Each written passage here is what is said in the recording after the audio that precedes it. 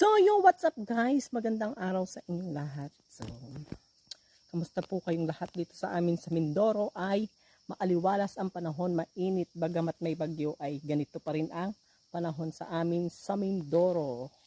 So, kailangan nating magpasalamat sa taas kay God dahil maganda ang ating panahon.